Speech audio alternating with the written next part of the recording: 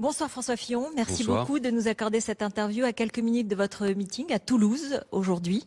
Un certain nombre de sondages vous donnent dans une forme de dynamique, notamment un sondage Elab, Les Échos, qui vous met à 20%, mais toujours à la lisière du deuxième tour, pas encore au deuxième tour. Vous y croyez encore ? Non seulement j'y crois encore, mais je n'attache aucune importance à ces sondages. Voilà. Et j'essaye de le répéter inlassablement depuis des mois. Je pense qu'ils ne reflètent pas complètement la réalité. D'ailleurs, depuis un an, le nombre d'élections dans le monde où les sondages ont été détrompés est considérable.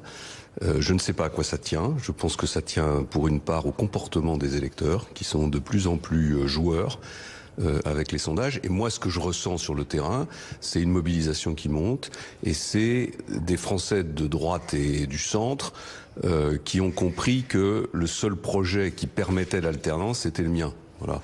Et donc je pense qu'ils seront présents au premier tour de cette élection. En même temps, lorsqu'on regarde votre assise électorale dans les mêmes sondages, qui sont des études d'opinion, on voit que vous avez par exemple 39% de 65 ans et plus, mais en revanche 12% de 18-24 ans ou 13% de 25-34 ans.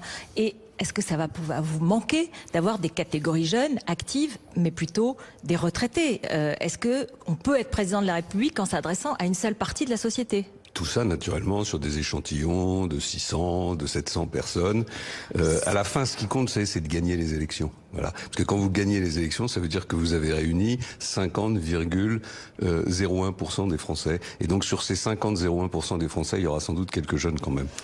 Justement, on a vu une expertise par l'Express et BFM Business de votre programme.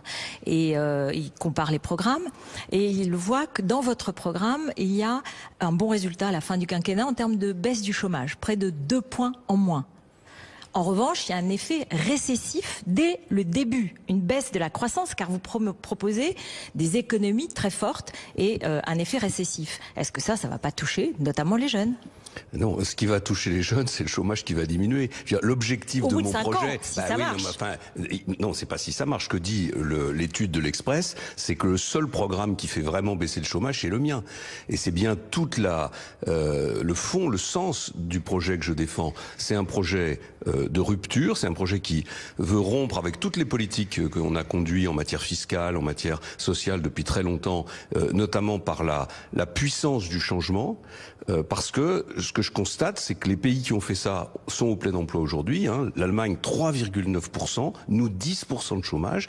Et donc moi, j'ai un seul objectif, c'est le plein emploi. Et pour atteindre ce plein emploi, il faut prendre ces mesures-là. Et s'il y a pendant 18 mois un effet récessif qui d'ailleurs est faible dans l'étude qui est montrée, franchement, ça n'a aucune importance. Ça n'a aucune importance si ça débouche sur l'amélioration de la situation. Tous les autres projets, et on le voit dans cette étude, débouchent en réalité sur le maintien d'un niveau de chômage élevé et donc grosso modo sur une politique au fil de l'eau qui va mal se finir parce qu'il y a au-dessus de nous, l'épée de Damoclès de la dette, dont personne ne parle dans cette campagne. Cette épée de Damoclès, elle va finir par nous tomber dessus. Et à ce moment-là, ça va être violent. Lorsque vous voyez les scores additionnés de Jean-Luc Mélenchon et de Marine Le Pen, qui expriment une forme de colère sociale et de refus de l'Europe, vous avez l'impression que vous pourrez vraiment appliquer votre programme ? Jean-Luc Mélenchon, il a dit hier, si vous votez François Fillon, Marine Le Pen ou Emmanuel Macron, vous allez cracher du sang. On voit comment dirais-je, le discours communiste, donc on croyait qu'il avait totalement disparu de la surface de la planète, qui revient et qui revient pas dans n'importe quel pays, dans le nôtre. Oui, mais enfin, ça veut dire quelque chose. C'est une des raisons pour laquelle je ne crois pas à ces sondages, parce que je ne crois pas un seul instant qu'il y ait 50 ou 60% de Français qui soient aujourd'hui des révolutionnaires, des communistes et des gens d'extrême droite. Je pense qu'il y a de l'émotion dans ces sondages, il y a des manifestations de colère parfois. Il y a aussi ce que j'appelle le jeu des électeurs avec les sondeurs, les médias, le milieu politique. Et ma conviction, après avoir fait énormément de déplacements en France, je parle avant la campagne, c'est qu'il y a beaucoup de Français qui veulent des changements radicaux et qui veulent qu'on les libère de toutes les contraintes qui les empêchent de se développer. Alors il y en a aussi naturellement qui défendent d'autres idéologies, qui pensent que il faudrait que l'État verrouille tout, mais ma conviction c'est qu'ils sont minoritaires. Concrètement quand même, est-ce qu'il n'y a pas un risque de blocage du pays si vous êtes élu et que vous voulez faire appliquer des réformes extrêmement radicales et qui montrent, quand on voit ce climat social, cette colère sociale, qu'elles seront peut-être refusées. Et donc, on est condamné à rester un pays avec du chômage, du déclin, un pouvoir d'achat qui se casse la figure, des inégalités qui augmentent, et un jour, l'épée de Damoclès de la tête qui nous tombe sur la tête. Donc, c'est un raisonnement, enfin, c'est comment dirais-je, une analyse que je ne peux pas partager. Moi, ce que je veux, c'est que mon pays se redresse. Et donc, je prendrai tous les moyens nécessaires. Et si ça doit créer... un rapport de force, vous voulez dire ? Oui, mais le rapport de force, il doit être entre une grande majorité de Français, ce que j'appelle la majorité silencieuse, qui a envie que ça change, qui a envie que ses enfants aient du travail, qui a envie que le pouvoir d'achat augmente, qui a envie que il y ait plus de liberté individuelle d'une manière générale, et puis tous ceux qui, d'une certaine façon, profitent de ce système et qui défendent souvent d'ailleurs avec des arguments qui ne sont pas la vérité, des contraintes, une forme d'enfermement qui doit être combattue. François Fillon, est-ce que vous aurez l'autorité morale pour faire appliquer ces réformes? Non seulement je considère que j'ai l'autorité morale, parce que qu'est-ce que c'est que l'autorité morale? C'est de dire la vérité aux Français. C'est-à-dire un candidat qui ment aux Français sur la dette, sur la réalité du pays, quelle est son autorité morale? C'est d'appliquer son programme. Un candidat qui fait campagne en expliquant qu'il va faire la guerre aux riches puis qui fait le lendemain demain, quelle est son autorité morale? Un candidat qui a de l'autorité morale, c'est un candidat qui a un seul objectif, c'est au fond qu'à la fin de son quinquennat, la situation des Français soit meilleure. Mais voilà. La vôtre aujourd'hui, elle est ébréchée pour le moins. Et vous avez dit même devant vos partisans, je vous demande pas de m'aimer, je vous demande de me soutenir. Mais est-ce que pour autant vous êtes obligé d'entretenir une forme de tension avec les journalistes, par exemple, qui se font un peu molester dans vos meetings ou certains rendez-vous où on a le sentiment que vous ne voulez pas honorer ou des questions auxquelles vous ne voulez pas répondre. Est-ce qu'un ancien Premier ministre vous manquez pas d'air. Non, mais franchement, vous manquez pas d'air. Un candidat qui va être président Ruth Krief, ça fait 2 mois et demi que tous les jours vous me déversez de la boue sur la figure. Et vous venez me dire que je crée de la tension. Mais attendez, si quelqu'un crée de la tension, c'est vous, c'est un vous collectif. Bon, quant au rendez-vous que je n'honore pas, je vais m'expliquer. C'est un véritable mensonge. C'est malhonnête de dire ça, pas de votre part. Puisque vous parlez de votre collègue... Je parle en général. Non, j'honore les rendez-vous. J'ai proposé 2 dates. J'ai jamais dit que je ne voulais pas aller chez Monsieur Bourdin. Je lui ai proposé 2 dates. Et on était même en train d'en négocier une 3e. Et je me fais insulter. Je me fais insulter en direct sur l'antenne de BFM. Non, ce n'est pas le cas. Si, j'ai écouté, je me suis fait insulter en direct sur l'antenne de BFM. Elle rappelle les conditions du rendez-vous. Donc je n'irai pas à ce rendez-vous-là dans des conditions comme celle-là. Je ne suis pas aux ordres de Monsieur Bourdin. S'il veut dire des choses, s'il veut revenir sur les propos qu'il a tenus, et qu'on trouve une date, je serais ravi d'y aller comme j'y suis allé très souvent. Je ne pense pas, François Fillon, qu'on vous insulte sur notre antenne. Si, je l'ai entendu, je peux vous le dire. François Fillon, il y a eu aussi un climat de tension dans les meetings. Par exemple, vos amis politiques ont été sifflés. C'est pas moi qui l'invente. Nathalie Kosciusko-Morizet, Franck Riester, Christian Estrosi, vous êtes d'accord? Mais Madame Écriève, pourquoi est-ce qu'il y a cette tension? Parce que beaucoup de Français ont compris qu'on voulait les priver de leurs candidats, qu'on voulait m'éliminer de cette compétition. Donc ils sont en colère. Ils sont en colère. Vous justifiez. Ils sont en colère. Vous justifiez un comportement. Je justifie la colère de Français qui ont compris qu'il y avait une opération en cours pour m'éliminer d'une compétition électorale pour laquelle j'ai été choisi à l'occasion de la primaire. Et donc, je n'approuve pas qu'on siffle qui que ce soit, mais je ne peux pas non plus, comment dirais-je, ne pas comprendre la colère de ceux qui s'expriment à l'égard d'une presse dont ils ont le sentiment qu'elle a été trop loin, et à l'égard de certains de mes amis politiques qui ont réclamé ouvertement mon retrait de la compétition. Voilà, il faut que chacun prenne ses responsabilités. Il faut que chacun prenne ses responsabilités. Moi, je prends les miennes. Quand on agit, quand on décide, on doit accepter les conséquences de ce qu'on décide. Ceci étant, en ce moment, on le voit bien, au fur et à mesure qu'on se rapproche du premier tour de cette élection, la famille se rassemble. Tout le monde maintenant quasiment est sur le pont, présent dans les réunions. Le climat change, et au fur et à mesure que, au fond, les responsables politiques de la droite et du centre se rendent compte que je vais être au second tour, ça va beaucoup mieux. Si vous êtes au deuxième tour, est-ce que vous pourrez élargir une majorité? Est-ce que vous gouverneriez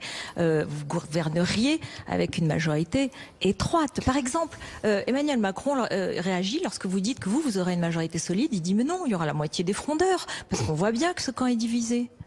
Non seulement il n'y aura pas la moitié des frondeurs, parce qu'il y aura une majorité qui sera élue sur mon projet à l'élection législative. Je rappelle à M. Macron qu'il y a des élections, il y a des électeurs. C'est pas des sondages, c'est pas des arrangements d'appareils. Donc il y a une élection législative.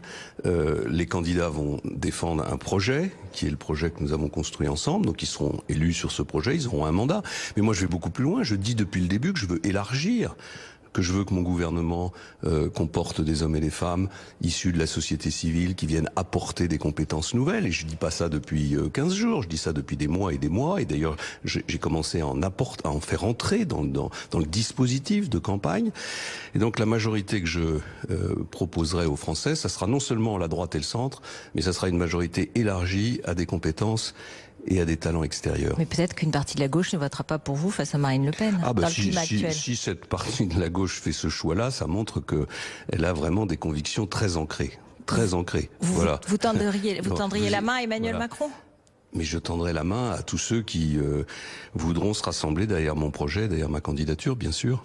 Vous avez dit que vous aviez Jean-Louis Borloo régulièrement au téléphone. Il fait partie des gens qui pourraient être avec vous Mais je ne parle pas au nom de Jean-Louis Borloo. Je dis simplement que je lui parle. Voilà, c'est tout.